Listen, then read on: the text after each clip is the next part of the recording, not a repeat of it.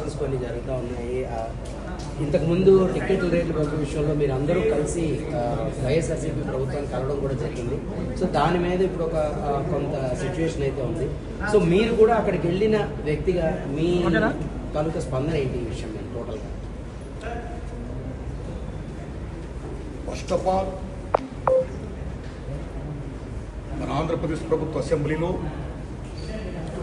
కొద్దిమంది పెద్దలు చేసిన కామెంట్స్పై మెగాస్టార్ చిరంజీవి గారు స్పందించిన విధానం ఏమైతుందో అది సత్యం, 100% సత్యం, 100% సత్యం.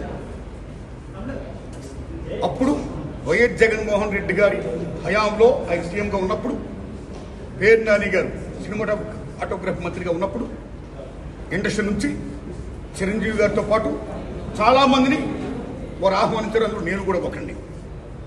చిరంజీవి గారు మాట్లాడుతూ నానుమూర్తి కూడా వచ్చాడు మాతో అన్నారు. కాబట్టి చాలామంది మీలాంటి మిత్రులు నన్ను ఈవేళ అక్కడ ఏం జరిగిందని అడుగుతున్నారు. కాబట్టి చెప్పాల్సిన బాధ్యత నాపై ఉంది. కాబట్టి నేను చెప్తున్నా, సత్యం చెప్తున్నాను మీకు. జగన్మోహన్ రెడ్డి గారి గవర్నమెంటు మా సినిమా కళాకారులు కానీ చిరంజీవి గారిని కానీ ఎవరిని కూడా అవమానించలేదు, చాలా గౌరవించారు. సత్యం. ఎందుకంటే కోవిడ్ కష్టకాలంలో సినిమా రంగం ఏమైపోద్ది అని భయోందనతో ఉన్న దశలో పరిశ్రమ పెద్దలందరూ కలిసి చిరంజీవి గారిని కలిశారు. పరిశ్రమ పెద్దగా ఆయన భావించి, ఆయన గౌరవించి నన్ను ఆహ్వానించారు. చిరంజీవి గారు స్వయంగా నాకు ఫోన్ చేశారు కూడా. అదే సంస్కారం. అప్పుడు నేను ఢిల్లీలో ఉన్నా. నారాయణమూర్తి ఇండస్ట్రీ క్లిష్ట పరిస్థితిలో ఉంది.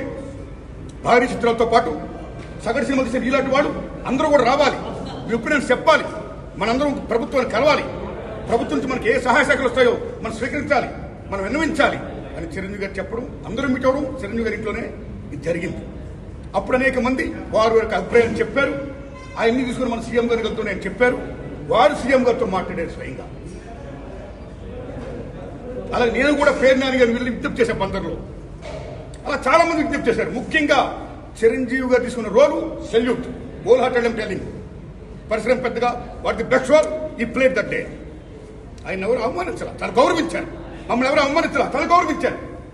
మేమందరూ అక్కడికి వెళ్ళాం, సమస్యలను చెప్పాం.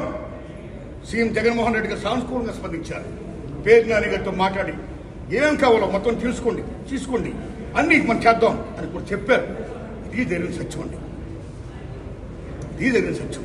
ఓకే, ఆ సమస్యలు ఇంకా ఉన్నాయి. Still it's going on. ఆయన ప్రభుత్వం ఇప్పుడు లేదు. ఇప్పుడు మన చంద్రబాబు నాయుడు గవర్నమెంట్ వచ్చింది.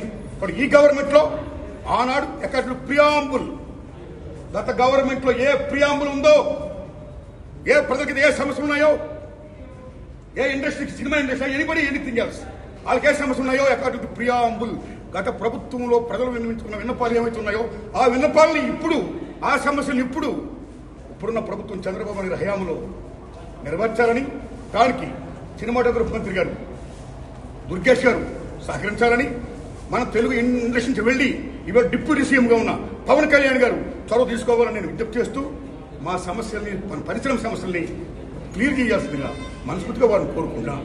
Thanks a lot.